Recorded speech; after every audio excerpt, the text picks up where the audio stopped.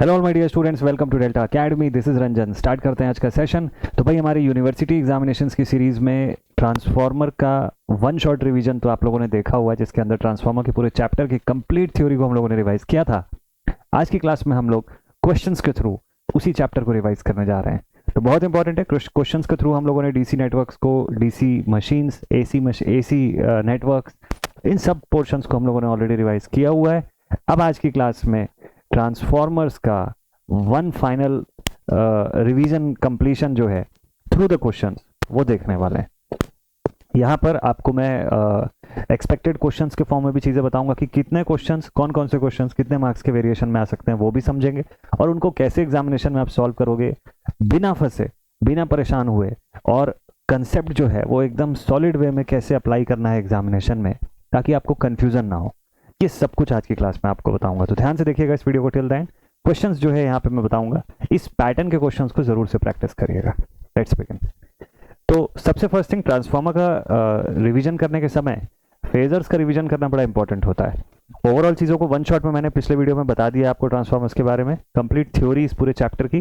कुछ की पॉइंट जो आपको दोबारा अच्छे से रिवाइज कर लेना चाहिए, that starts with the phasor diagrams. Phasor diagrams usually जितने फॉर्म में हम लोगों ने पढ़े हुए हैं उसको एक क्विक सा रिवीजन जरूर दे दीजिएगा एग्जाम में, जब आप फाइनल पढ़ाई कर रहे होंगे तो उस टाइम पर। जैसे सबसे पहले स्टार्ट कर सकते हैं from the ideal transformer on load condition. पहले एक आइडियल ट्रांसफार्मर का बेसिक फेजर मैंने आपको बताया था, फिर उसके बाद ऑन लोड कंडीशन पे मैंने आपको बताया था कि आइडियल ट्रांसफार्मर का अगर फेजर बनता है तो किस तरीके से शो करेंगे। तो depending upon the type of load आपने यहाँ पे शो किया कि भाई I2 जो है वो 5 डिग्री से लैग कर रहा है फ्रॉम द V2। ठीक है, तो इस पॉइंट को ध्यान में रखते हुए फिर इसी के अकॉर्डिंग, मतलब आइडियल के जो भी कैरेक्टरिस्टिक्स हैं, जैसे कि वहां पर क्या चीज होगा, जो रेशियोज है वो बराबर रहेंगे, लॉसेस हो जाएंगे जीरो, जितना आप इनपुट दे रहे हो एग्जैक्टली उसके बेसिस पर आपको आउटपुट मिलेगा, है ना। तो ये सारा कुछ जो है ना फंडामेंटल यहाँ पे अप्लाई करना है। के की वैल्यू इक्वल टू 1 हो जाएगी यहाँ पर। तो इस कंसेप्ट को यूज करते हुए बस एक ही वेरिएशन होगा कि अगर ऑन लोड है तो लोड की वजह से जो फेज एंगल में शिफ्ट दिखेगा बिटवीन I2 एंड V2, उसको कंसिडर करते हुए फेजर में इसको शो करिएगा। नेक्स्ट थिंग, उसके बाद शुरू होता है फेजर डायग्राम प्रैक्टिकल ट्रांसफार्मर का नो लोड कंडीशन में। नो लोड कंडीशन में जब प्रैक्टिकल ट्रांसफार्मर को आप शो करोगे तो यहां से भी V1 से E1 E2 जो है वो फेज शिफ्टेड दिखेंगे due to that EMF equation condition. तो लेंज लॉ के बेसिस पे हम लोगों ने इस चीज को पढ़ा था। दूसरा, क्योंकि लोड है नहीं तो सेकेंडरी I2 का पोर्शन जो है वो दिखेगा नहीं आपको, मतलब I2 का कोई पोर्शन नहीं रहेगा। तो जो ड्रॉप्स हो सकते थे वहां पे कि I2 R2 या I2 R02 आप लिख सकते हो, या I2 XL2 जो शो करते, वो दोनों पार्ट मिसिंग रहेगा। ठीक है, वो दोनों ही ड्रॉप्स वहां पे जीरो दिखेंगे। तो सिर्फ और सिर्फ आपको प्राइमरी के रिस्पेक्ट में सारी चीजें दिखेंगी। तो यहां से आप देखो -E1 और उसके बाद I0 R1 दिखेगा आपको एक drop, I0 into R1 primary side का जो वाइंडिंग रेजिस्टेंस है उसमें होने वाला वोल्टेज ड्रॉप, और दूसरा I0 इंटू XL1 रिएक्टेंस का drop due to that primary side winding. ठीक है, तो इतना ही पोर्शन दिखेगा और इसी के रिजल्टेंट के फॉर्म में आप V1 जो है उसको ट्रेस करते हो। ठीक है, लेकिन जब यही चीज हम लोग phasor diagram for resistive load देखेंगे तो यहाँ पर स्पेसिफिक हो जाएगा कि अब लोड कनेक्टेड है, इसका मतलब सेकेंडरी जो है उसका सर्किट कंप्लीट है। सेकेंडरी सर्किट कंप्लीट है और रेजिस्टिव लोड अगर लगा हुआ है तो सेकेंडरी करंट जरूर फ्लो होगी, I2 करंट वहां से फ्लो होगी, और जब I2 करंट फ्लो होगी तो उसकी वजह से वहां पे ड्रॉप्स होंगे I2 R2 and I2 XL2। तो इसको रिप्रेजेंट करना जरूरी है। Since it is a resistive load, V2 और I2 के बीच में कोई फेज डिफरेंस नहीं होगा, phase difference angle will be zero. तो इसलिए आप देखो कि यहाँ पे V2 और I2 both are in same phase, लेकिन I2 R2 का ड्रॉप जो है वो I2 के साथ कंजंक्शन में आपको दिखाई दे रहा है, और इससे 90 डिग्री शिफ्टेड दिख रहा है जो वोल्टेज ड्रॉप है I2 इंटू XL2। ठीक है, तो रेजिस्टिव लोड है, फेज डिफरेंस एंगल जीरो होता है, इस वजह से ये कंडीशन आई। इनके रिजल्टेंट के फॉर्म में आपने E1 E2 को ट्रेस कर लिया, E1 को ट्रेस कर लिया यहाँ से। ठीक है, और same thing goes here as well. यहाँ पर भी आपने I1 ट्रेस किया, I1 के लिए आपने देखा I2 डैश को एक्सटेंड कर लिया, और I0 इन दोनों के रिजल्टेंट के फॉर्म में हम लोगों ने I1 को ट्रेस किया। ठीक है, लेकिन अगर लोड का टाइप में चेंज करता हूं, अगर मैं यहाँ पर अब इंडक्टिव लोड का कंडीशन शो करता हूं, ठीक है, प्रैक्टिकल ट्रांसफार्मर है, इंडक्टिव लोड है, तो इंडक्टिव लोड के केस में आपको पता है कि करंट जो है लैग्स फ्रॉम V। कब? जब हमारे पास इंडक्टिव लोड होता है तब। तो in that case what will happen, तो करंट I2 जो है वो V2 से लैग करेगी, लेट अस सपोज किसी भी 5 डिग्री से, उसको रिप्रेजेंट करना है आपको। तो यहां पे अगर मैंने V2 शो किया हुआ है तो इससे phi2 डिग्री लैगिंग करता हुआ मैंने क्या शो किया, I2 शो किया। ठीक, तो अब जब secondary current I2 already voltage V2 से लैग कर रही है, तो जब रेजिस्टेंस के अक्रॉस जो वोल्टेज ड्रॉप होगा V2 इंटू R2, वो भी I2 के कंजंक्शन में दिखाई देगा। I2 R2 का जो वोल्टेज ड्रॉप होगा I2 के ही फेज में होगा, और इससे 90 डिग्री शिफ्टेड दिखाई देगा I2 इंटू XL2। ठीक है, देन इसका रिजल्टेंट जो है आप शो करोगे। एंड सिमिलरली I2 क्योंकि यहाँ पे लैग कर रहा है, इसीलिए यहाँ पे I2 डैश भी आपको पीछे लैग करता हुआ दिखाई देगा। ठीक, अब I2 डैश और I0 का रिजल्टेंट बन गया I1। तो इस तरीके से फेज के जो शिफ्ट्स होंगे उसमें आपको डिफरेंस दिखाई देगा। हालांकि जो प्राइमरी साइड की जो चीजें हैं उसमें ज्यादा डिफरेंस नहीं बनेगा इसमें। ठीक है, इतना ध्यान में रखेंगे। तीसरा और लास्ट फेजर, इसमें क्या चेंजेस दिखेगा आपको, तो यहां पर आपने क्या कंडीशन शो किया, कैपेसिटिव लोड का। Practical transformer on capacitive load. Capacitive load की कंडीशन की खासियत क्या है कि current Leeds from voltage. Current Leeds from voltage, तो करंट लीड करेगी ना वोल्टेज से। अगर वोल्टेज से करंट लीड करेगी तो V2 से I2 लीड करेगा बाय फाई एंगल, जिसको हम लोगों ने यहां पे शो किया हुआ है। So this was our V2, this is our I2 leading by phi angle. अगर ऐसा हो रहा है तो करंट I2 R2 यानी वोल्टेज ड्रॉप I2 R2 जो होगा वो भी I2 के फेज में ही दिखेगा, और इससे 90 डिग्री शिफ्टेड दिखाई देगा I2 इंटू XL2, और इन पूरे का रिजल्टेंट हमको दिखाई देगा एज E1 E2। ठीक, वैसे ही जब I2 मैंने यहां ड्रॉ किया लीड करता हुआ, तो इसका नेगेटिव फेज में I2 डैश भी मुझे दिखाई देगा इस डायरेक्शन में। I2 डैश और I0 का रिजल्टेंट I1 बनेगा, इस बार नीचे की तरफ ऐसा दिखाई देगा। ये डिफरेंस है, बाकी आप देख लो, बाकी सारी चीजें प्राइमरी साइड की जो है इट इज ऑल सेम। तो फेजर बनाने में की कंसेप्ट समझ में आ गया। प्राइमरी साइड का फेजर एक बार समझना है आपको, कहां कहां पे ड्रॉप हो रहा है, कौन सी करंट इनटू रेजिस्टेंस, कौन सी करंट इनटू XL1। इतना चीज अगर समझ लिया तो प्राइमरी साइड सॉर्टेड है। जो आपको जो ध्यान देना है, जो फोकस करना है, वो सेकेंडरी साइड की चीजों पर ही है, और प्रैक्टिकल के केस में तो सिर्फ लोड का टाइप बस ध्यान रखिएगा। ठीक है, ये चीज कर लेंगे तो फेजर आपका सॉर्ट आउट हो जाएगा पूरी तरीके से।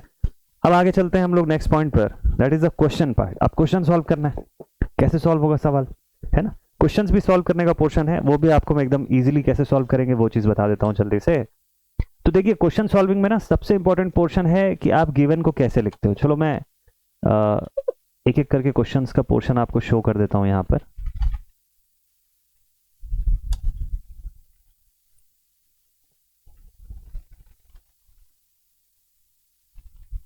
ठीक, तो देखते हैं एक एक करके।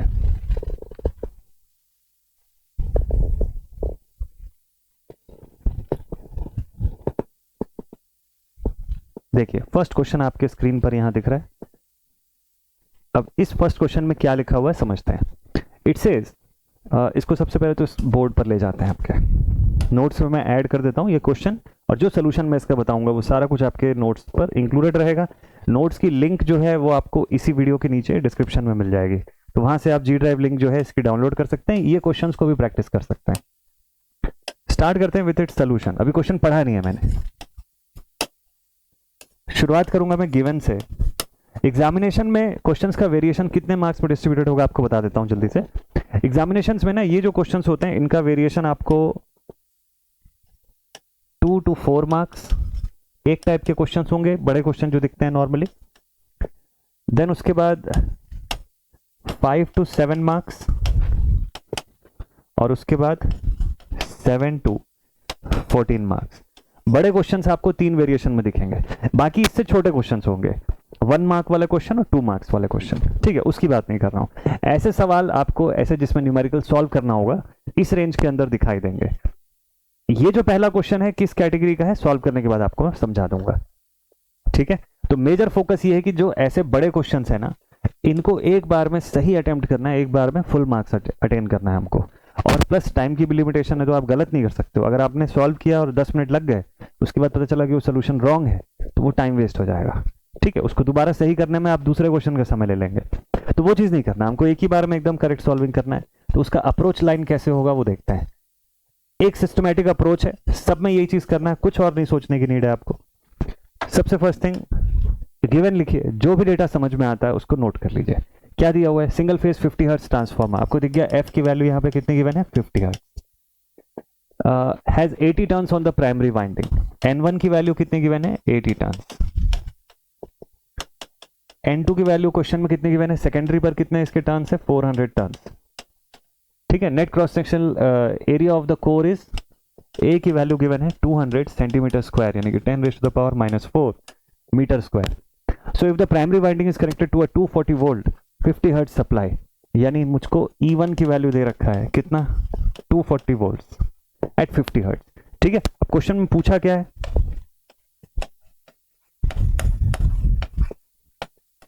टू फाइंड, क्या फाइंड करना है सबसे पहले, तो सबसे पहले फाइंड करना है EMF induced in the secondary winding, E2 find करना है हमको। ठीक है, और सेकंड नंबर पे to determine the maximum value of flux density in the core, core पे कितना फ्लक्स डेंसिटी मैक्सिमम होगा, ये फाइंड करना है। इतनी दो चीजें हैं ना जो आपको फाइंड आउट करनी है। चलो इसके पॉइंट ऑफ व्यू से एक बात समझते हैं।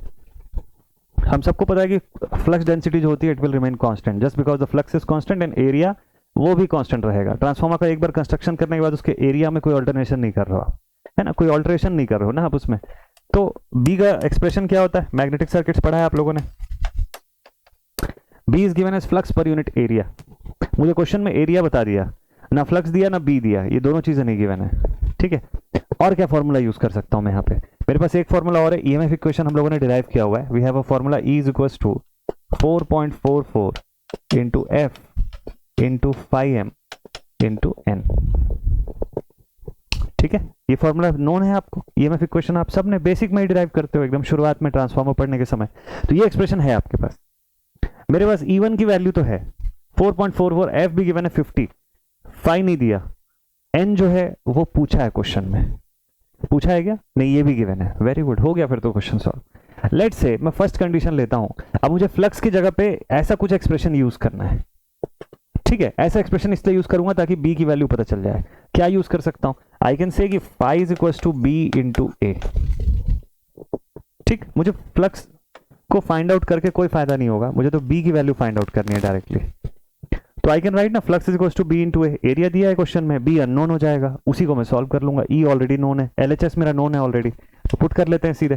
तो directly we can write E1 is equals to 4.44 into F into, मैं लिखने वाला हूं BM into A, maximum flux density into A, flux को रिप्लेस करके ये लिखा मैंने, इंटू N1। अब E1 कितना है क्वेश्चन में, 240 दिया हुआ है, 4.44 into 50 into maximum flux density, area भी है हमारे पास, कितना है 200 इंटू 10⁻⁻⁴ इंटू N1, N1 शायद 80 है, 80 टन्स, इट इज 80। सॉल्व कर लेते हैं, यहां से BM की वैल्यू आ जाएगी, सॉल्व करते जाते हैं पैरेलली। तो अगर इसको मैं कैलकुलेट करता हूं, देखते हैं ये वैल्यू कितनी आती है। So this value should be 240 divided by 4.44 into 50 into 200 into 10⁻⁻⁴ और मल्टीप्लाइड विथ 80।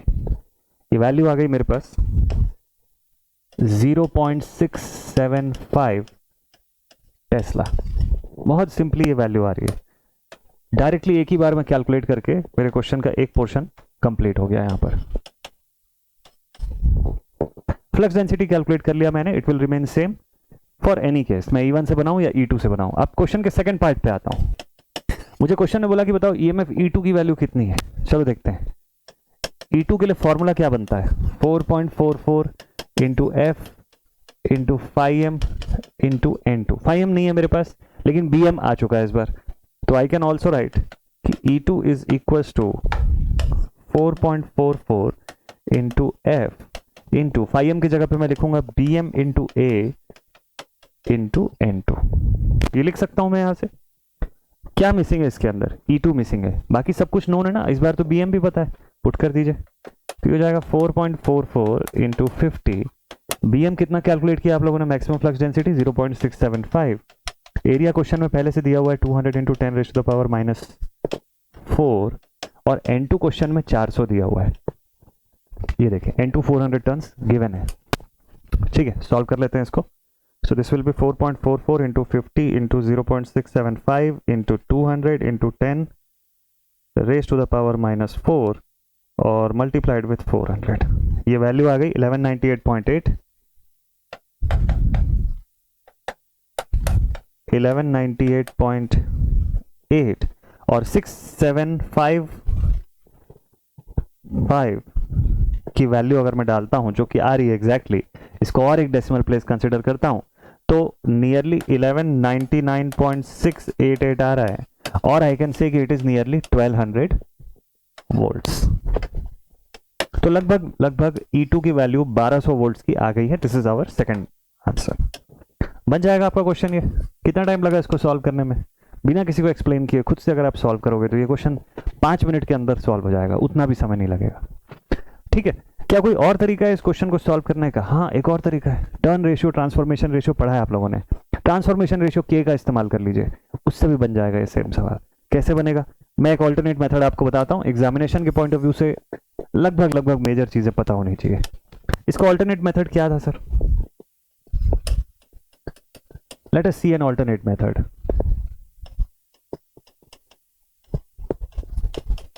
यही क्वेश्चन को अंडरस्टैंडिंग के पॉइंट ऑफ व्यू से मैं ये भी तो बोल सकता हूं ना कि जो ट्रांसफॉर्मेशन रेशियो के होता है it can be given as N2/N1 is equal to E2 by E1।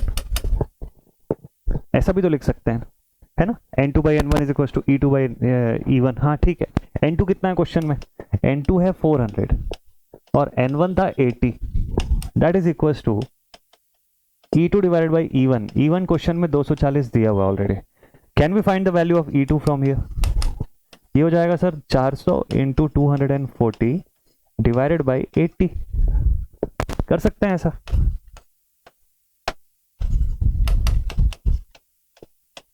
Without any कैलसी, कोई 4.44f से मल्टीप्लाई करने की नीड ही नहीं पड़ी मुझे। मैं डायरेक्टली यहां से आपको E2 बता सकता हूं। अगर मैं कॉम्पिटिटिव एग्जाम का पेपर सॉल्व कर रहा हूं, मुझे कैलसी अलाउड नहीं होगा वहां पे, इन दैट केस सॉल्व करने का तरीका ये सिंपलर होगा as compare to the previous one. Competitive के लिए नियरली 1200 वोल्ट का आंसर आ चुका है E2। किसके हेल्प से? ट्रांसफॉर्मेशन रेशियो के हेल्प से। बना सकते हैं ना आप लोग भी ऐसे। अब सेकेंडरी का जो आपको इंड्यूस्ड ईएमएफ फाइंड करना था वो तो आ चुका है, अब बीएम फाइंड करना है। बीएम आप कर लो फाइंड। बीएम जैसे आपने फाइंड किया था पिछले केस में, इस बार भी वैसे फाइंड कर लो। यानी कि मैक्सिमम फ्लक्स डेंसिटी आपको फाइंड करना है। अब आप E1 E2 किसी का भी यूज कर सकते हो ना, you are free for that. तो आप यूज कर सकते हो कि E1 is equal to 4.44 into F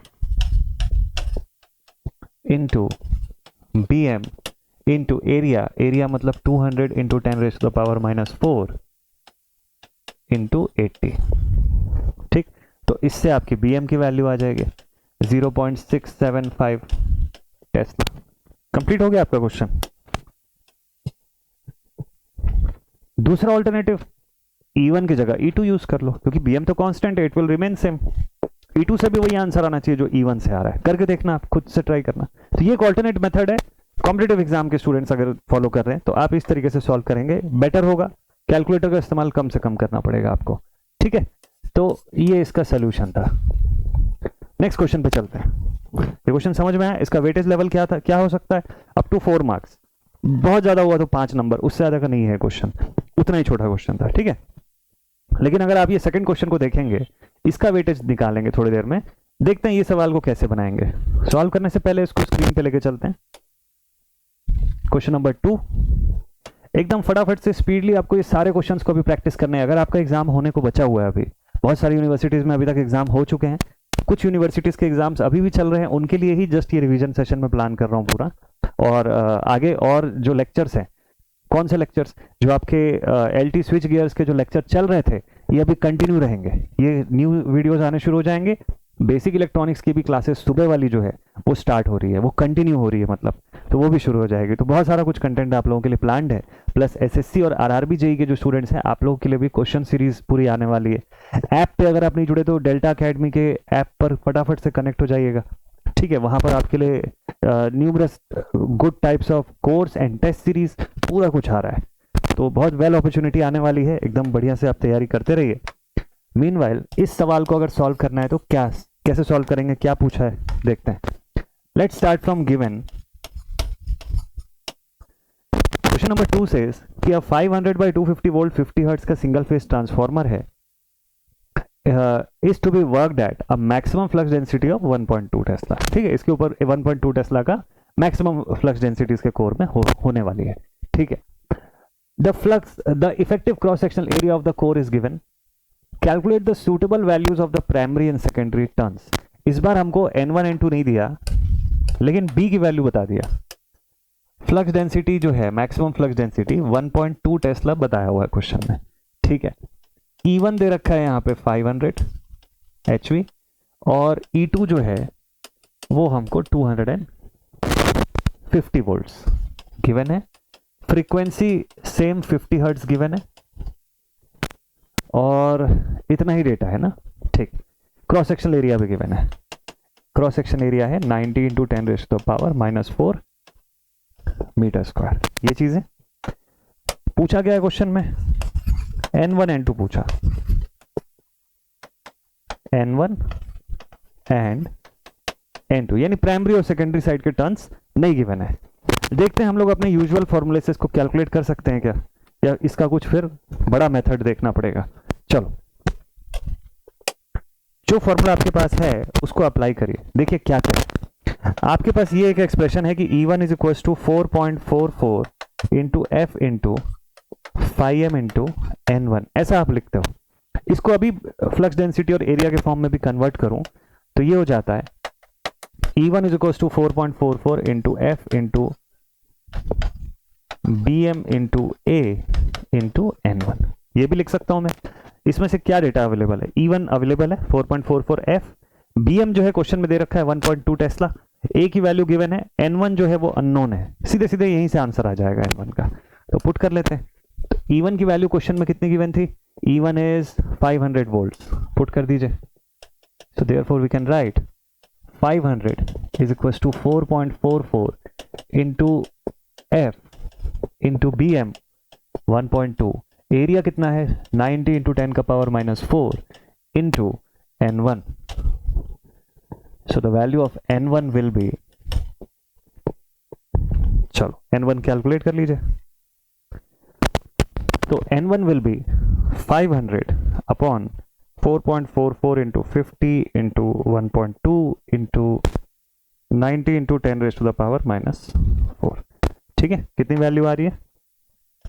208.541 ton. Similarly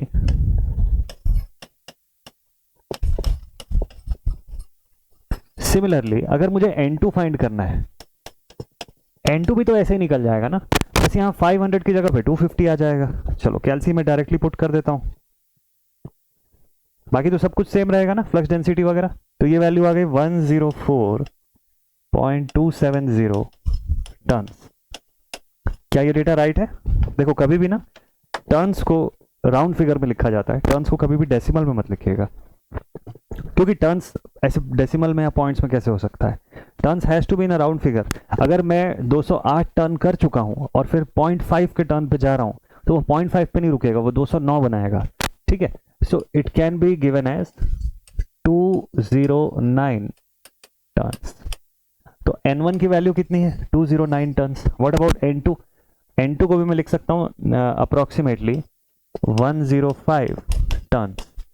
अब ये मत बोलना कि 104.2 ही तो है, 0.5 से छोटा है इसलिए 104 बोल देते हैं। नहीं, 104 हो चुका है प्लस 0.2 और गया है तो वो और अगर निकला है तो वो पूरा का पूरा वन पाथ कंप्लीट करेगा, तो 105 टर्न्स ही होंगे यहाँ पे। ठीक है, तो ये दोनों आपके क्वेश्चन के आंसर होगा। ये क्वेश्चन कंप्लीट 2 नंबर से 4 नंबर के आसपास के बीच का क्वेश्चन है। 2 to 4, 2 to 5 मैक्स, उससे ऊपर का क्वेश्चन नहीं है। ठीक है, ये बन जाएगा आपसे। बाकी आप इसमें भी ट्रांसफॉर्मेशन रेशियो यूज कर सकते हो, लेकिन उसके लिए भी एक n पता होना चाहिए, तो दूसरा n फाइंड आउट करना इजी हो जाएगा। ठीक है, दोनों में से किसी भी मेथड से आप फाइंड कर लो। So this question is also done. छोटा क्वेश्चन था, अब थोड़े बड़े क्वेश्चन की तरफ चलते हैं। ये क्वेश्चन अगर आप बना पा रहे हैं तो अब ये अगला क्वेश्चन आ गया। ये क्वेश्चन का डेटा जो है वो टेस्ट के ऊपर बेस्ड है। SCOC टेस्ट के क्वेश्चन में बहुत सारे बच्चे गलती करते हैं, थोड़ा सा ध्यान से देख करके सॉल्व करना है हमको इसमें, कि कहाँ भी मिस्टेक होता है, कैसे इसका अप्रोच लाइन तय होगा, समझते हैं क्वेश्चन पढ़ के। इस क्वेश्चन में अगर देखें क्या क्या पूछा हुआ है, consider a 20 kVA 2200 by 220 volt का 50 hertz transformer. KVA rating given है, E1 E2 गिवन है, HV साइड LV साइड, समझ आ गया हमको यहाँ से। फ्रीक्वेंसी गिवन है, साथ में बोलता है कि इसका OCSC टेस्ट का रिजल्ट भी गिवन है। OC टेस्ट LV साइड पर जो हम परफॉर्म कर रहे हैं लो वोल्टेज साइड पर, इसमें वोल्टेज की वैल्यू, करंट की वैल्यू और पावर तीनों गिवन है। Same thing for HV side also. अब क्वेश्चन सेज कि determine the regulation at 0.8 power factor lagging. Regulation पता करना है full load 0.8 power factor lagging, full load पर 0.8 पावर फैक्टर लैगिंग पर वोल्टेज रेगुलेशन फाइंड करोगे। वोल्टेज रेगुलेशन फाइंड आउट करने के लिए आपको HV साइड की जरूरत पड़ेगी, हाँ बिल्कुल। आगे लिखता है what is the power factor on the short circuit. Short circuit पे पावर फैक्टर बताओ। शॉर्ट सर्किट पे पावर फैक्टर अगर फाइंड करना ही है तो मुझे फिर ओपन सर्किट वाली कंडीशन के डेटा की क्या जरूरत है, यूजलेस हो गया वो डेटा। इस पूरे क्वेश्चन में सिर्फ HV साइड का जो डेटा है ना, या SC टेस्ट का जो डेटा है, सिर्फ इतना ही मेरे काम आने वाला है। ये डेटा मेरे लिए यूजलेस हो गया, जैसे ये आखिरी वाली लाइन देखा मैंने तो। क्लियर? तो डेटा का बाइफर्केशन हो गया अच्छे से।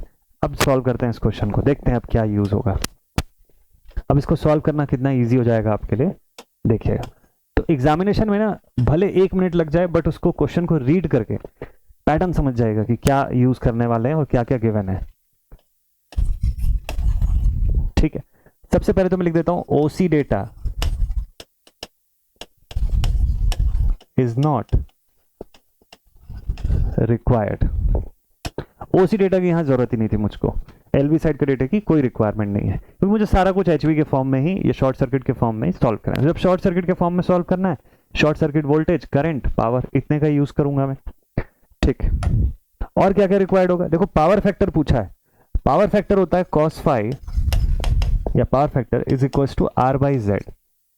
क्योंकि सब कुछ मुझे SC टेस्ट के फॉर्म में ही देखना है, तो मुझे R01 एंड Z01 के फॉर्म में डेटा चाहिए। ठीक है, और इसके अलावा जब मैं रेगुलेशन फाइंड करूंगा, तो रेगुलेशन के लिए सबसे पहले मुझे क्या फाइंड करना होगा, मुझे total voltage drop refer to primary side भी फाइंड करना पड़ेगा। तब जाके मैं रेगुलेशन कैलकुलेट कर पाऊंगा इसके बेसिस पे। तो total voltage drop refer to primary side कैसे निकलेगा, I1 into R01 cos phi plus X01 sin phi के फॉर्म में। तो मतलब R01 फाइंड करना है, Z01 फाइंड करना है और X01 भी फाइंड करना है मुझको। इतना समझ में आ गया पूरा खेल, बस सिर्फ और सिर्फ अब फॉर्मूला अप्लाई करते जाइए।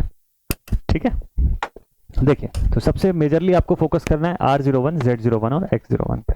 ठीक, सो फाइंडिंग, बाकी डेटा आप लिख लीजिएगा गिवन के फॉर्म में अगर चाहे तो।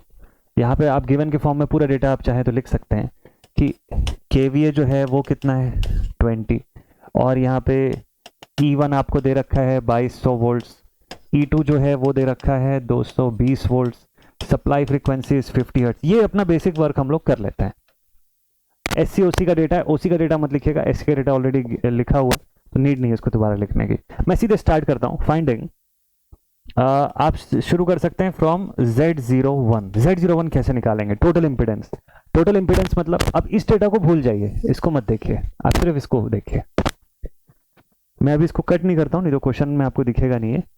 Z01 कैसे निकलेगा, total voltage upon total current. Total voltage कितना है 86, करंट कितना है यहाँ पे 10.5 एम्पियर। सॉल्व कर लीजिए, this will be 86 by 10.5, value is 8.190 ohms। Note करते जाइए इन चीजों को, 8.190 ohms। Z01 आ गया। Now next thing R01। R01 कैसे आएगा, पावर का डेटा गिवन है आपको, करंट गिवन है। देखो हमारे पास पावर का एक्सप्रेशन होता है I²R, ठीक है। So R should be equal to P upon I²। Power इस क्वेश्चन में कितना गिवन है 360 वॉट्स गिवन है, 360 डिवाइडेड बाई I का square. Short circuit current given है कितना है 10.5 एम्पियर, इसका स्क्वायर कर दीजिए, 10.5 का स्क्वायर। सॉल्व कर लेते हैं इसको। So this will be 360 divided by 10.5 का स्क्वायर। तो मेरे पास R01 की वैल्यू अब है 3.265 ohms। ये भी हो गया, x01 भी हो जाएगा इजीली फाइंड। कैसे फाइंड होगा देखो, x01 is equals to under root z01 का स्क्वायर माइनस r01 का स्क्वायर, है ना, क्योंकि ये दोनों डेटा अवेलेबल है तो डायरेक्टली इसी को यूज करके मैं x01 बता सकता हूँ। सो दिस वैल्यू शुड बी, देखो z01 यानी कि 8.190 8.190 का स्क्वायर माइनस 3.265 का square. So we will get x01 equals to 8.190 का स्क्वायर माइनस 3.265 का square. This value is 7.511 ohms। ठीक है, तो तीनों चीजें फाइंड आउट हो गई। अब ये ध्यान रखिएगा कि इस पूरे क्वेश्चन को सॉल्व करने के लिए बस इतना ही 3 चीज चाहिए था। ये एक बार पता चल गया तो फिर सब बन गया, आप समझिए। ठीक है, चलो देखते हैं कैसे हो गया ये चीज। अब मैं अगर मान लो मैं बोलता हूं कि फर्स्ट केस,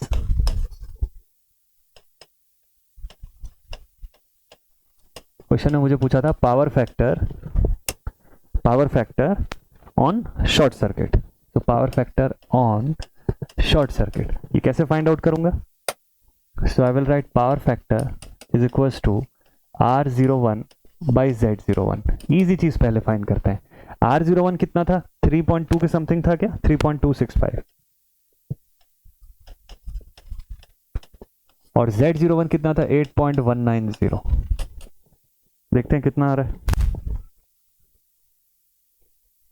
3.265 एंड 8.190 ये आप पुट करोगे, आपका आ जाएगा 0.398 which can be given as nearly 0.4।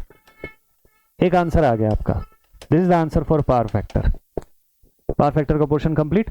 अब चलो, ये तो था इजी टास्क, अब थोड़ा सा बड़ा टास्क कंप्लीट करते हैं। नेक्स्ट पे हमको पूछा परसेंटेज रेगुलेशन। परसेंटेज रेगुलेशन निकालने के लिए मेरे पास मुझे सबसे पहले क्या कैलकुलेट करना पड़ेगा? सबसे पहले तो मुझे क्या फाइंड करना है? Total voltage drop refer to primary side. लिख लीजिए इस चीज को, total voltage drop refer to primary side. क्या एक्सप्रेशन बनता है इसका? देखो, total voltage drop refer to primary side लिखना है तो it can be given as I1 into R01 cos phi plus X01 sin phi। अब आप सोचोगे सर फाई कहां से आएगा? फाई क्वेश्चन में गिवन था ऑलरेडी आपको। cos phi की वैल्यू देखो क्वेश्चन में 0.8 गिवन है ना, कहां दिया हुआ है सर? ये देखो, determine the regulation at 0.8 power factor lagging, है ना, तो इसको आप लिख लो यहां पे। ये देखो cos phi की वैल्यू है 0.8, ठीक है, तो sin phi क्या होगा? तो आप phi निकाल लो यहां से, तो phi is equals to cos inverse 0.8। चाहो तो स्मार्टली अगर यूज करना है तो कैल्सी में साइन ऑफ cos इनवर्स 0.8 करके ऐसे भी लिख सकते हो, तो ये लिखने का एफर्ट आपको बच जाएगा। फिर भी still you can put it like this 36.869 degree. तो और आसान हो गया अब आपके लिए। अब सारा डेटा पुट करना है, लेकिन एक चीज मिसिंग है इसके अंदर, I1 की वैल्यू कहां से आएगी? चलो I1 फाइंड कर लेते हैं। देखो हमको जो 20 kVA दिया हुआ है ना क्वेश्चन में, कितना दिया हुआ है? 20 kVA। ये किसकी वैल्यू है? This is the value of V2 into I2। Output power in VA के फॉर्म में हमको गिवन है, ठीक है। तो अब ये V2 I2 cos phi की वैल्यू है, वैसे बेसिकली V2 I2 की वैल्यू है, मतलब V2 है। और क्वेश्चन में जो है उसकी वैल्यू कितनी गिवन है? क्वेश्चन में जो E2 है इसकी वैल्यू मुझे गिवन है 2200 वोल्ट्स। ये क्वेश्चन में मेरे पास ऑलरेडी है, तो क्या मैं करंट नहीं निकाल सकता क्या यहाँ से? ये देखो, इस वैल्यू में डिवाइडेड बाई 22 अगर 100 अगर कर दूं, जो V2 की वैल्यू है मेरे पास, ये वाली, ये ऑलरेडी है, इससे मैं डिवाइड कर दूं तो I2 नहीं मिल जाएगा। तो मतलब 20 इंटू 10 का पावर 3 डिवाइडेड बाई 2200, या फिर ऐसा बोल लो कि 20,000 अपॉन 2200। ये करके तो मैं वैसे ही I2 बता सकता हूँ ना। करंट ही तो फाइंड करना है ना मुझको यहाँ पे, I1 या I2 के फॉर्म में करंट देखना है, ठीक है। तो सेकेंडरी नहीं, सॉरी प्राइमरी में I2 क्यों पुट कर रहा हूं, it has to B I1, इसको करेक्ट कर लीजिएगा।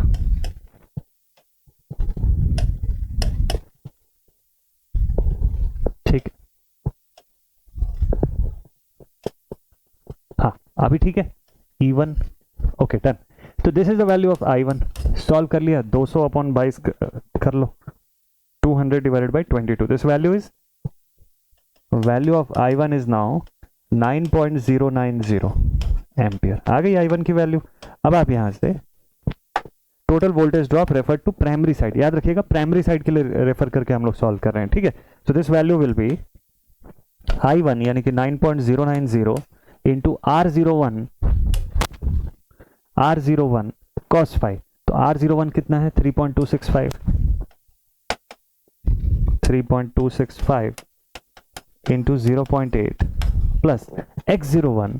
अब X01 कितना निकाला हम लोगों ने, देखो X01 है 7.511, पुट कर दीजिए इसको भी यहाँ पे,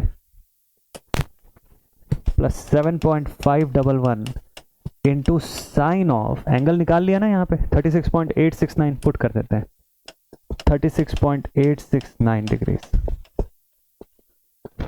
ठीक है। और इसको सॉल्व कर लीजिए, आपको टोटल वोल्टेज ड्रॉप की वैल्यू मिल जाएगी। So this will be 9.090 multiplied with 3.265 into 0.8 plus 7.511 into sine 36.869. So this final value is 64.707 volts. ये क्या निकल के आया, this is the total voltage drop refer to primary side, इसकी वैल्यू निकल के आ गई ना। अब अगर ये ड्रॉप आ गया तो परसेंटेज रेगुलेशन कैसे फाइंड आउट करोगे, बस एक लास्ट स्टेप है। Now percentage regulation, percentage regulation आप कैसे करोगे, 64 डिवाइडेड बाय 2200 इंटू 100, कंप्लीट हो गया। चलो देखते हैं, 64 नहीं, मतलब पॉइंट में भी कुछ होगा ना इसके, 64.707, ओके। तो 64.707 डिवाइडेड बाय 2200 इंटू 100, सॉल्व कर लीजिए। सो आपको यहां पे मिलेगा percentage voltage regulation is 2.941। This is the final answer. Complete हो गया आपका क्वेश्चन यहां पर। तो कितना सिस्टमैटिक था सब कुछ, बस ये है कि एकदम शुरुआत से ना क्लियर रहना चाहिए क्या फॉर्मूला यूज करने जा रहे हैं, क्या डेटा गिवन है, और एकदम रेलेवेंट रहेगा सब कुछ, कुछ भी एक्स्ट्रा कैलकुलेशन करने की नीड नहीं है, एक ही बार में सही बना के आओगे आप, ठीक। 5 मार्क्स टू 7 मार्क्स मैक्स इसका वेटेज, 5 नंबर से 7 नंबर के बीच में आपको ऐसा सवाल देखने को मिलेगा, ठीक है। बन जाएगा आप सभी से क्वेश्चन।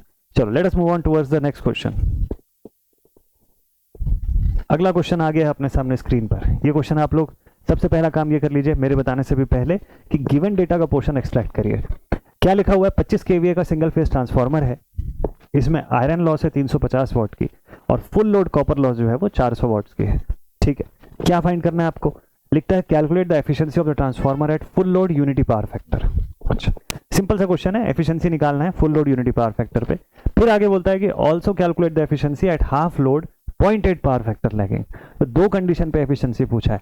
बेसिक एफिशिएंसी का फॉर्मूला, बस ये देखना है कि जो डेटा है उस फॉर्मूले के हिसाब से सूटेबल है या कुछ चेंज करना पड़ेगा। चलो इस क्वेश्चन को लेकर के चलते हैं स्क्रीन पे, देखते हैं कितना टाइम लेगा ये क्वेश्चन आपसे सॉल्व होने में और क्या इसके मार्क्स का वेटेज हो सकता है। ये क्वेश्चन भी 7 मार्क के वेटेज का क्वेश्चन है, 7 मार्क्स मैक्सिमम 10 मार्क्स इतने तक जाता है, लेकिन 7 नंबर में पूछता है ये क्वेश्चन। सॉल्यूशन कैसे बनाए, सबसे पहले तो गिवन से शुरू करिएगा।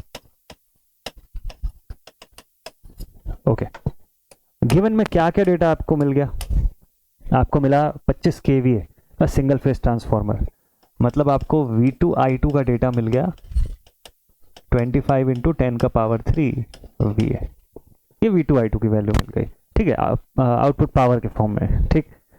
आयरन लॉस कितना मिला,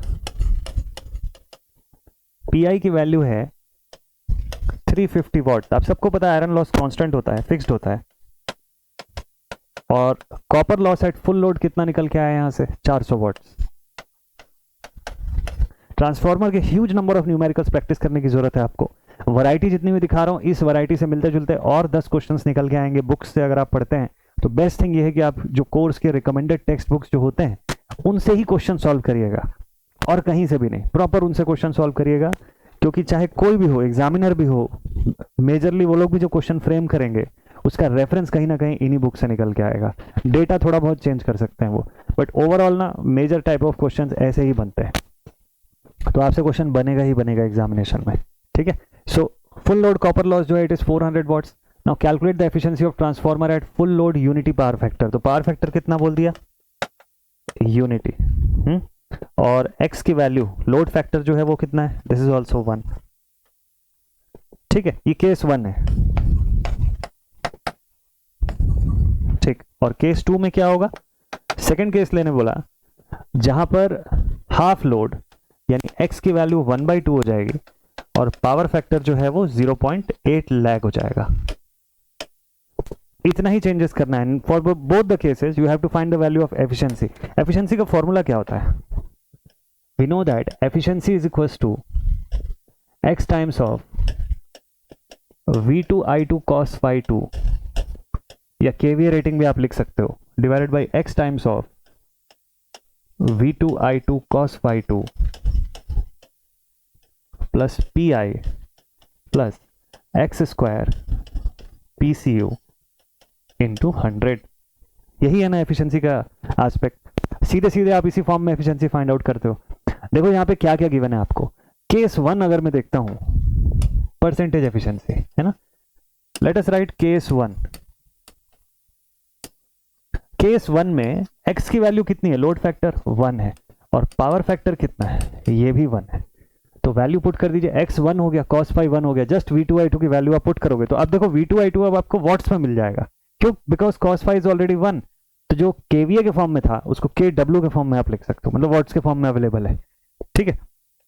सो we can write the percentage efficiency at full load unity power factor will be given as V2I2 मतलब 25 इंटू 10⁻³ x की वैल्यू 1 है इसलिए उसको अलग से रिप्रेजेंट करने की कोई जरूरत नहीं है, divided by 25 into 10⁻³ plus PI कितना है?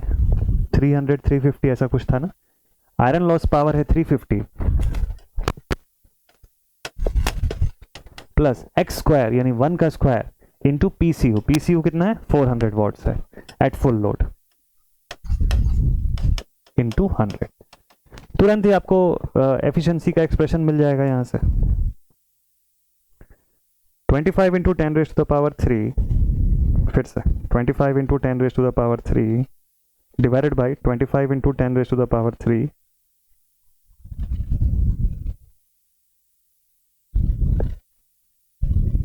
प्लस ब्रैकेट्स का प्रॉपर यूज करना है हमको यहाँ पे, प्लस 350 प्लस 400। ये वैल्यू आ गई 0.970 यानी कि 97%, 97.087%। ये क्या वैल्यू आई हमारे पास?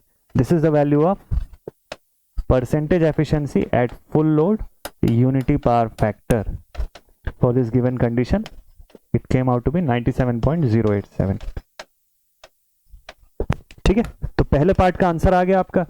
ये आप मान के चलो 3.5-4 नंबर का कोई पोर्शन जो है या 3 मार्क्स का पोर्शन जो है वो कंप्लीट हो गया out of your 7 mark question. अब जो मेन टारगेट है वो अब अगले पार्ट में कंप्लीट होगा। कैसे? देखो अब बारी आती है यहां से केस 2 की। केस 2 से क्या डेटा चेंज होगा? एक बेसिक फॉर्म में आपको बताता हूं। अब आपको क्वेश्चन में बोलता है कि half load 0.8 power factor lagging. Half load मतलब x की वैल्यू हाफ हो गई और cos phi कितना हो गया? cos phi is at 0.8 lagging, ये बोला ना। अब एफिशिएंसी के फॉर्मूले में क्या चेंजेस हो जाएगा?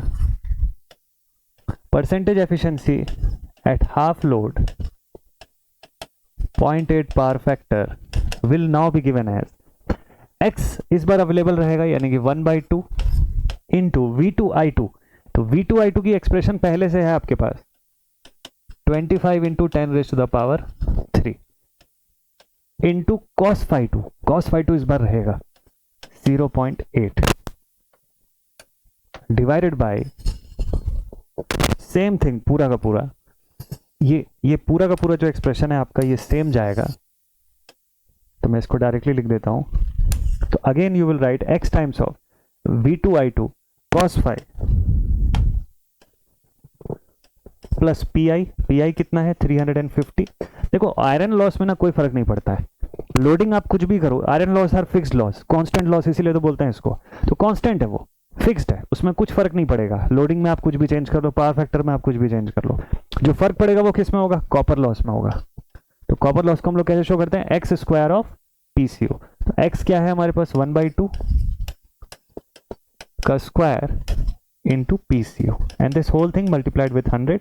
अभी देखो एक बार में आपके क्वेश्चन का आंसर आने वाला है। So this value will be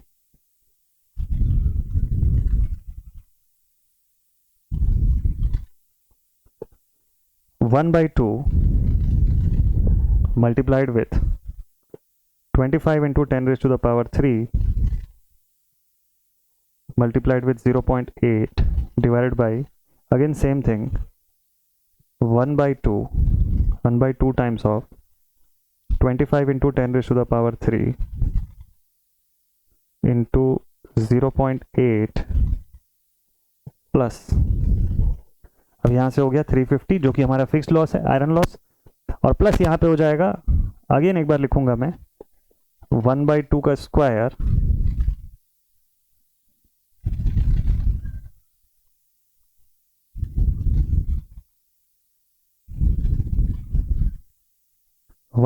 square into 400।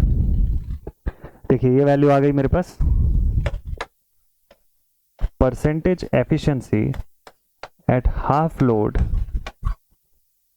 0.8 power factor turned out to be 95.6937।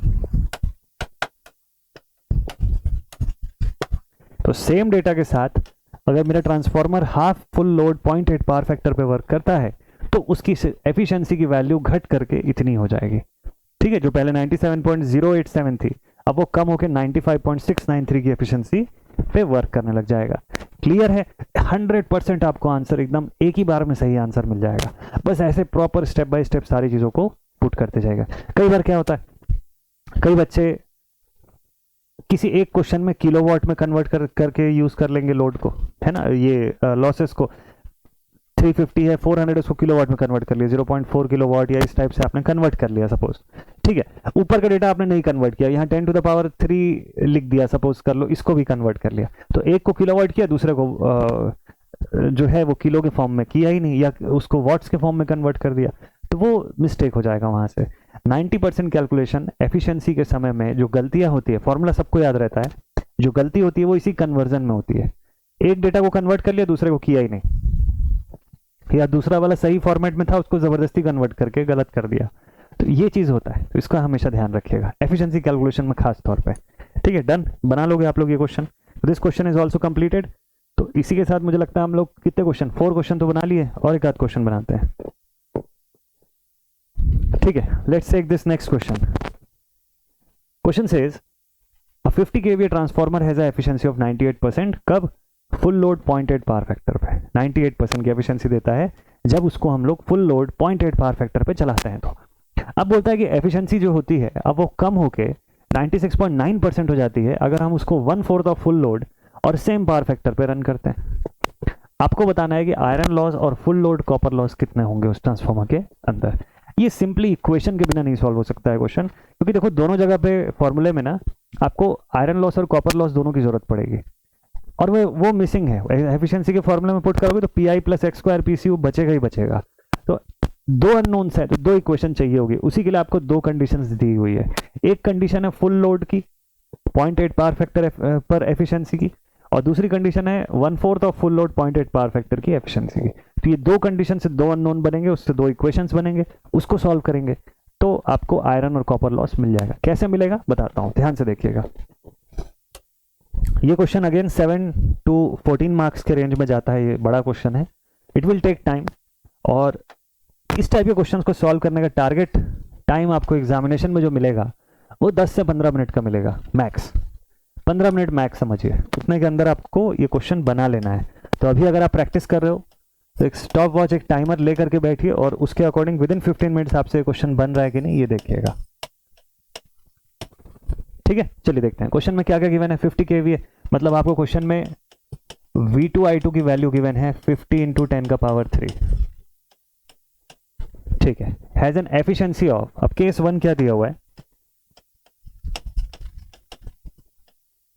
Case 1 कब, जब x की वैल्यू है 1 और पावर फैक्टर है 0.8, उस कंडीशन में percentage efficiency at full load मुझको मिलती है 98% और 0.98 की एफिशिएंसी दिखती है।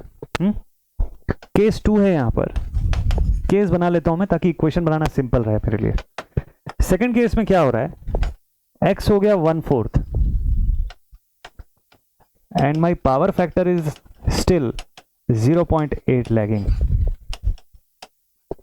तब एफिशिएंसी कितनी मिलती है, efficiency at 1/4 of the load is 96.9%, जिसको कि लिखने के लिए मैं 0.969 भी लिख सकता हूं। इतना डेटा अवेलेबल है ना।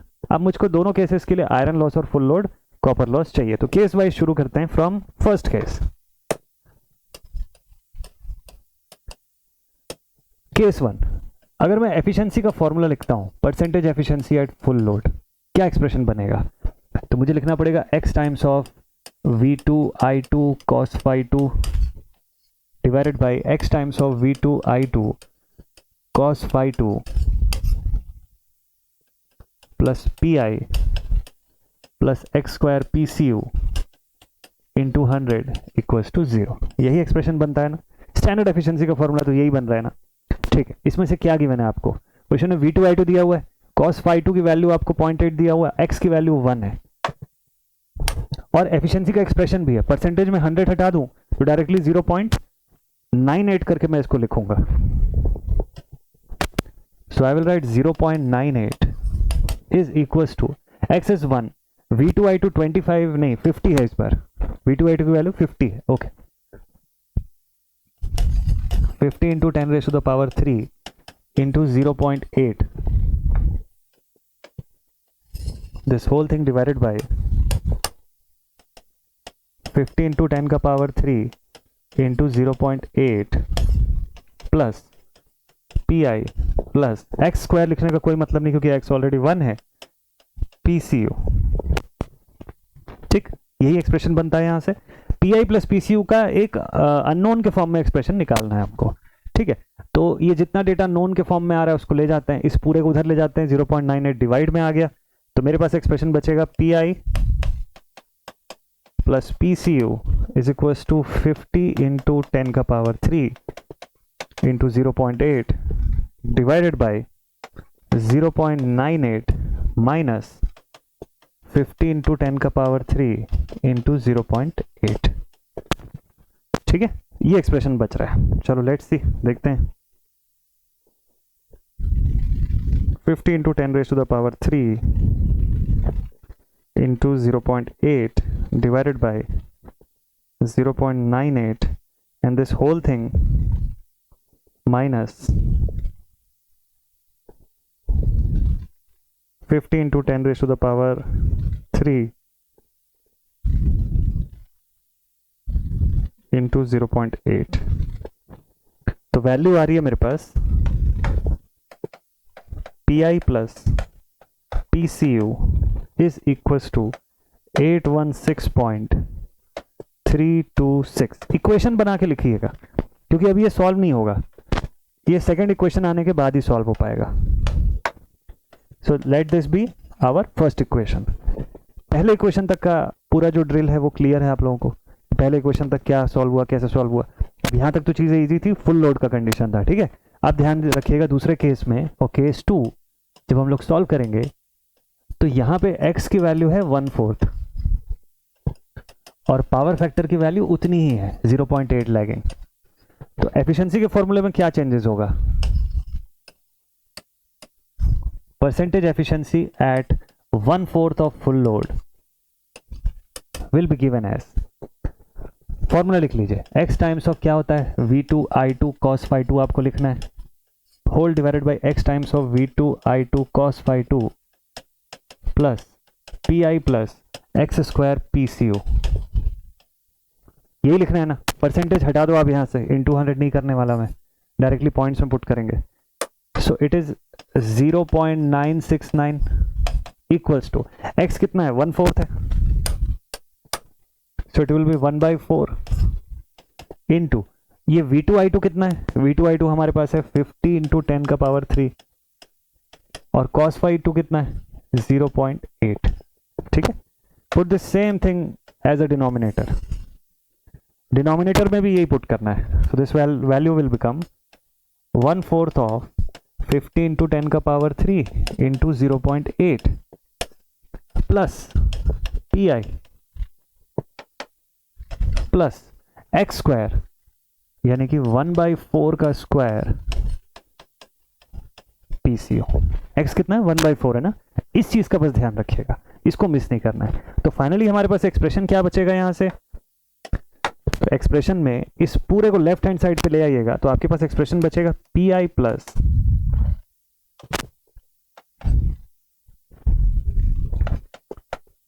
PCU by 16 is equal to, अब देखिए यहां पे राइट हैंड साइड पे क्या बचता है, इसको ले गए तो हमारे पास एक्सप्रेशन बच रहा है 1/4 ऑफ 50 इंटू 10 का power 3 into 0.8 whole divided by 0.969 minus this expression 1/4 of 50 into 10 का power 3 into 0.8।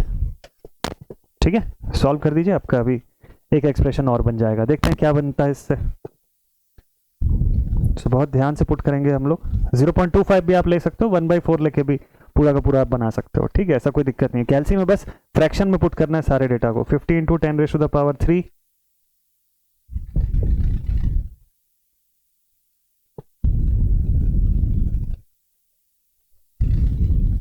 so 50 into 10 raised to the power 3, then multiplied with 0.8 divided by 0.969 and this whole thing minus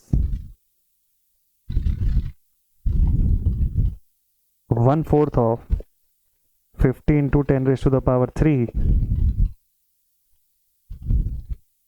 into 0.8। ठीक है, into 0.8, इतना ही है। ठीक, expression आ गया मेरे पास, PI plus PCU by 16 is equal to 319.917। ये मेरे पास सेकेंड एक्सप्रेशन आ गया, इक्वेशन नंबर 2। अब अगर क्योंकि आप यूनिवर्सिटी एग्जामिनेशन के लिए सॉल्व कर रहे हो तो ऑब्वियस सी बात है कि आपको क्वेश्चन सॉल्विंग के समय कैलकुलेटर अलाउड होगा। कैलकुलेटर अगर अलाउड होगा ना तो कोई सब्स्टिट्यूशन वगैरह करने में टाइम वेस्ट मत करिएगा, डायरेक्टली सॉल्व कर दीजिए। डायरेक्टली सॉल्व करेंगे मतलब कैसे सॉल्व करेंगे, चलो देखते हैं। डायरेक्टली मतलब आप यहाँ से जैसे केवीएल केसीएल सॉल्व करने के समय आप इक्वेशन बनाते हो ना, तो इक्वेशन, दो अननोन्स का इक्वेशन मैं यहाँ से उठा रहा हूँ और डायरेक्टली उस सिस्टम में सॉल्व करवा दूंगा।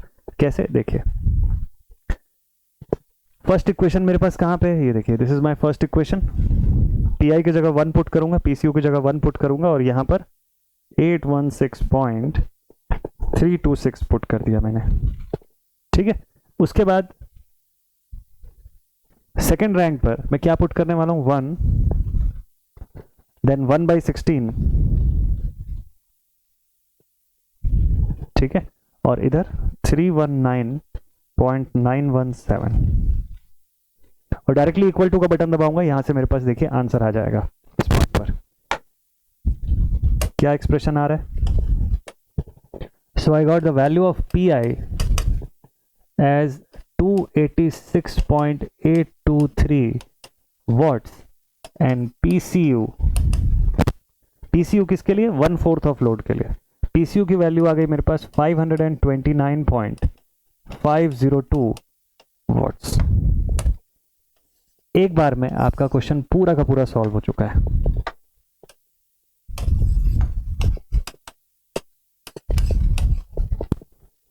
ठीक है, ये सॉरी ये फुल लोड की कंडीशन है, मतलब पीसीयू का एक्सप्रेशन जो आया मेरे पास ये पूरा का पूरा ओवरऑल आ रहा है। क्लियर है? तो इस तरीके से आपको सिंप्लीफाई करना होता है इन क्वेश्चंस को। क्वेश्चन में क्या पूछा हुआ था हमको? क्वेश्चन ने पूछा determine the iron loss and full load copper loss.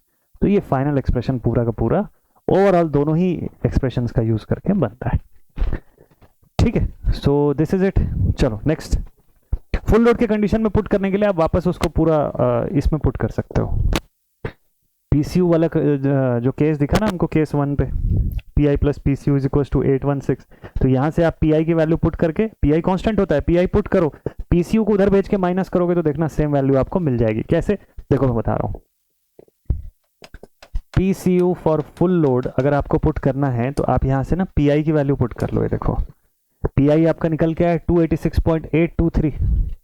Just एक प्रैक्टिस के लिए बता रहा हूँ, 286.823 ये क्या आया? पीआई आया। तो पीसीयू क्या हो जाएगा? 816 ये देखो एक सेकेंड, आप लिखोगे 816.326 माइनस 286.823, ये करके देख लो, आपको सेम वैल्यू मिलेगी कॉपर लॉस की जो हम लोगों ने कैलकुलेट करके निकाला है। तो अगर आपके माइंड में कंफ्यूजन था कि सर ये फुल लोड का कैसे हुआ, फुल लोड के लिए तो हमको इसमें पुट करना पड़ेगा, आप पुट भी करोगे तो वही आएगा, वो डायरेक्टली दोनों इक्वेशन हम लोगों ने यूज किया ना, फुल लोड और 1/4 ऑफ लोड का, तो उससे जो एक्सप्रेशन निकल गया आपका पूरा फुल लोड का ही एक्सप्रेशन निकल गया है। नहीं अगर आपको उसमें भी कॉन्फिडेंस नहीं आ रहा है तो आप इसमें पुट करके देख लेना, एक्सप्रेशन से आपका सेम ही वैल्यू आएगा। ठीक, तो उसमें टाइम वेस्ट करने की नीड नहीं है, डायरेक्टली नेक्स्ट क्वेश्चन पे आप जा सकते हो। Done, so this question is done. अब आपका ये 7 to 10 मार्क्स का क्वेश्चन था जो कंप्लीट हो गया इसी के साथ, और ये 5th क्वेश्चन था हमारा। हम लोग चलते हैं अब अपने नेक्स्ट क्वेश्चन पर। Next is the 6th question. देखते हैं ये सवाल कैसे बनाना है।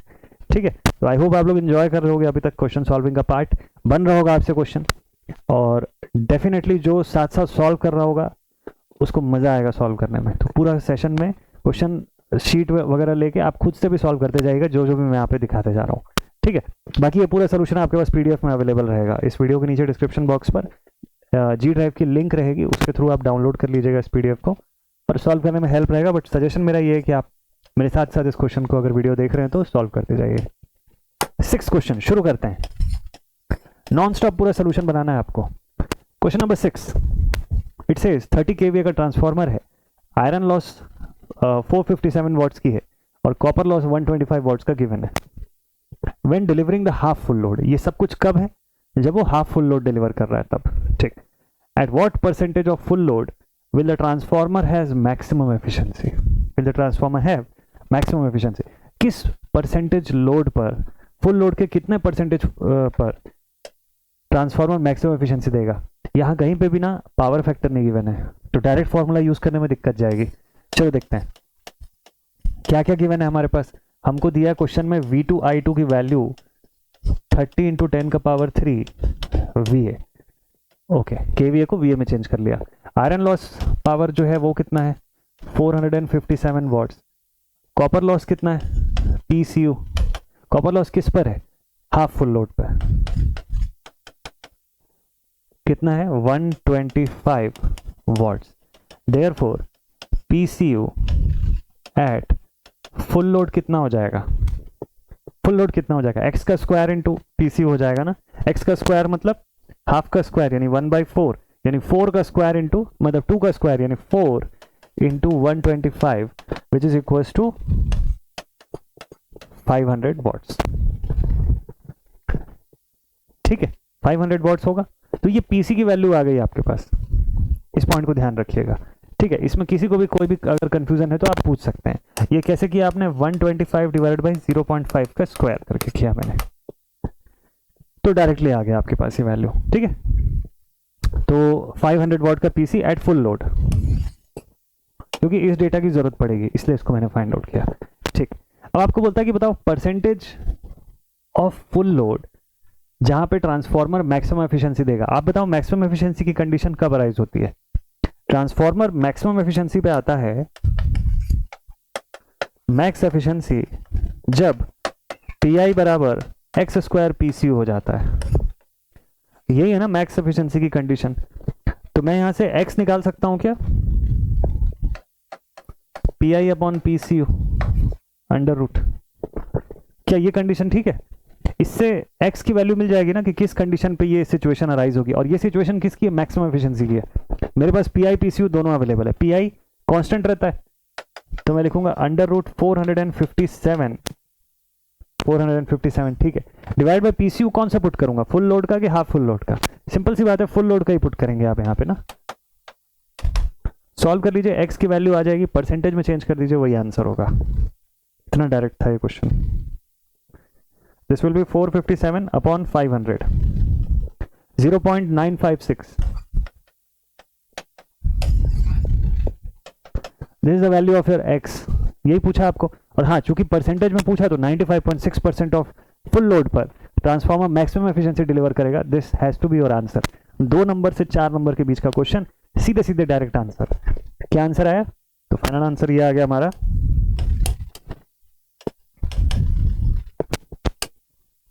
तो इसका फाइनल आंसर है x इज इक्वल टू 95.6%। यानी जब लोड की वैल्यू या लोड फैक्टर की वैल्यू 95.6% ऑफ फुल लोड होगी, उस कंडीशन पर ट्रांसफार्मर मैक्सिमम एफिशिएंसी डिलीवर करने वाला है। इतना डायरेक्ट क्वेश्चन था ये, ठीक है। तो कभी कभी ऐसे क्वेश्चन भी दिखते हैं, तो इसमें टेंशन नहीं लेना, बहुत लंबा सोल्यूशन नहीं करना। अब इस क्वेश्चन में देखो, जो आपका 30 केवीए था वो रिडंडेंट डेटा था ना, उसका कहीं कोई यूज हुआ क्या? ये V2I2 जो 30 केवीए दिया हुआ था, कोई यूज नहीं था इसका कोई भी कहीं पे भी कुछ भी यूज नहीं हुआ, ठीक है।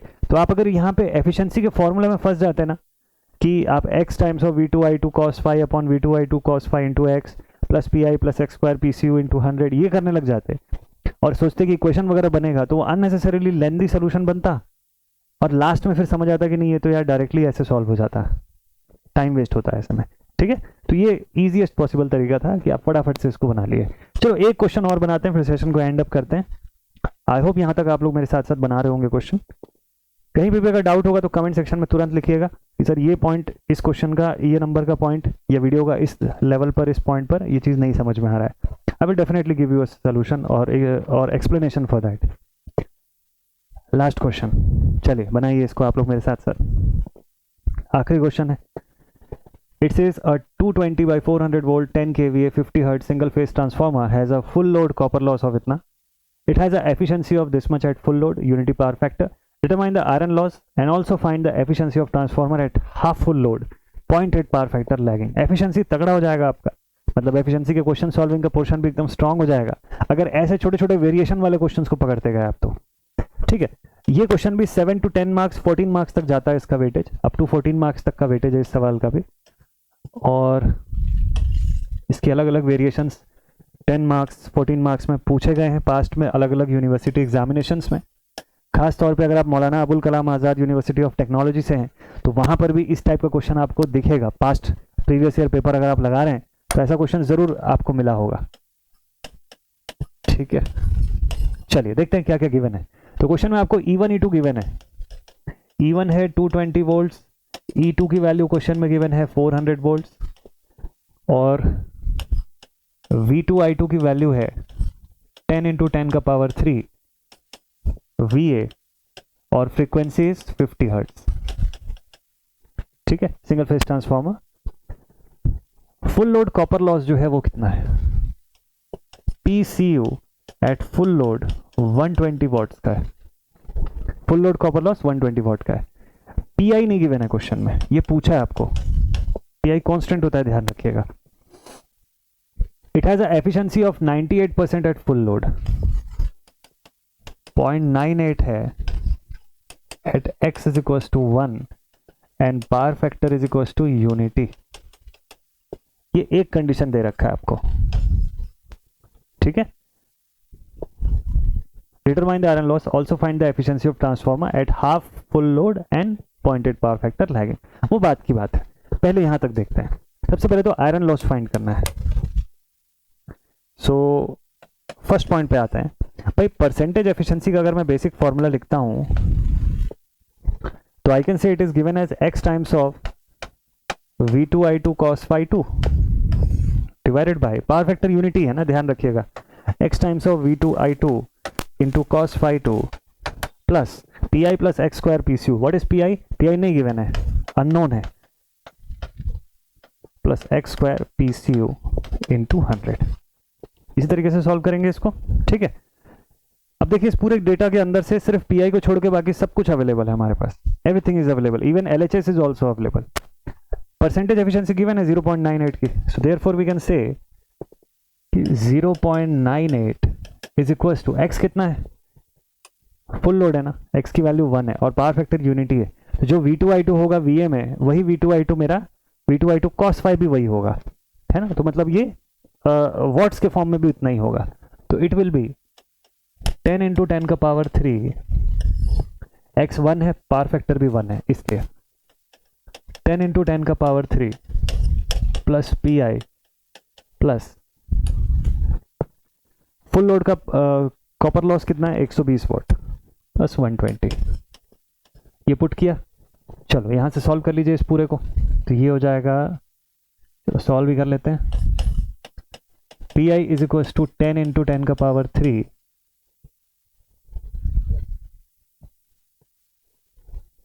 डिवाइडेड बाई 0.98 माइनस 10 इंटू 10 का पावर 3 माइनस 120, ऐसा है, ठीक। देखते हैं 10 into 10 raise to the power 3 divided by 0.98 minus 10 into 10 raise to the power 3 minus 120, ठीक है। पी की वैल्यू आ गई मेरे पास।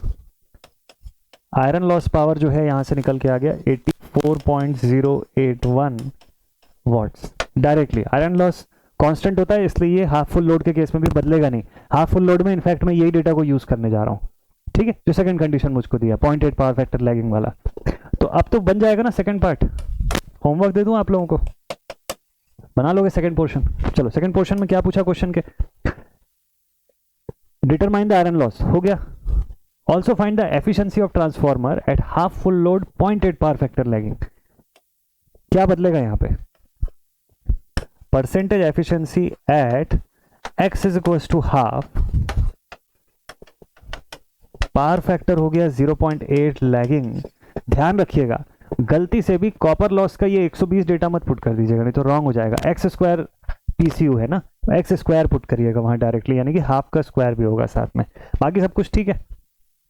आयरन लॉस निकला हुआ है यहां से, चलो पुट करते हैं। फॉर्मूला क्या बनेगा यहां से, so percentage efficiency at half full load 0.8 power factor, this formula will become x times of v2i2 cos phi 2 divided by x times of v2i2 cos phi 2 plus pi plus x square pcu into 100। Formula लिखने में कोई बुराई नहीं है, जब तक revision कर रहे हो बार बार फॉर्मूला लिख लिख के आप सॉल्व करिएगा, उससे आपको माइंड में एकदम फिक्स हो जाएगा और गलतियां जो है वो होनी मिनिमम हो जाएंगी पूरे। Percentage efficiency at half full load, x कितना है यहाँ पे, इस बार हाफ हो जाएगा। v2i2 की वैल्यू कितने गिवन है क्वेश्चन में, v2i2 जो हम लोगों ने यहाँ पे यूज किया था 10 into 10 raise to the power 3, इसको पुट कर लो। और पावर फैक्टर इस बार यूनिटी नहीं है, 0.8 है, सेम पुट करेंगे। This whole thing divided by half times of 10 into 10 raise to the power 3 into 0.8 plus P I. अब पी आई जो है इस बार नोन है तो 84.081 लिख लेंगे इसको, प्लस एक्स स्क्वायर, एक्स कितना है 1/2 into PCU. PCU full load का गिवन था हमको, पुट कर दिया, ठीक है। ये पूरा डेटा पुट करने के बाद इसको सॉल्व कर लीजिए। थोड़ा सा हेक्टिक रहता है सॉल्विंग, लेकिन एक बार आपने पेशेंटली अच्छे से सॉल्व कर लिया ना, एक ही बार में राइट आंसर आएगा आपका। 10 into 10 raise to the power 3 multiplied with 0.8 divided by again 1/2 into 10 into 10⁻³ पूरा सॉल्व करिएगा कैल्सी में अच्छे से, क्योंकि उसी से आपकी प्रैक्टिस होगी, उसी से कैल्सी पर आपकी स्पीड बढ़ेगी।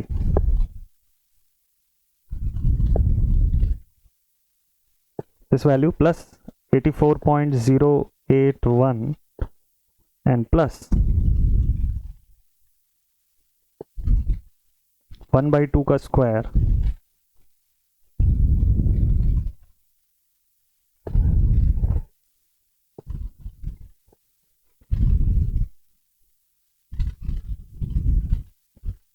into 120. So finally this value is percentage efficiency at half full load came out to be 97.227%. ये आ गया मेरा final answer and this is done. 100% ये आंसर गलत हो ही नहीं सकता, 100% ये आंसर सही है। ठीक है, एक बार में आपका आंसर पूरा राइट आएगा और इतने ही कॉन्फिडेंस के साथ आप पेपर में उस आंसर को मार्क करने के बाद इवन आपको रिवीजन की नीड भी नहीं पड़ेगी। बट स्टिल आई रिकमेंड कि एक बार पूरा पेपर कंप्लीट होने के बाद always go through your paper. इतना समय बचा के रखिएगा कि एक बार पूरे पेपर को दोबारा क्रॉस वेरीफाई करने में कुछ नहीं जाता है।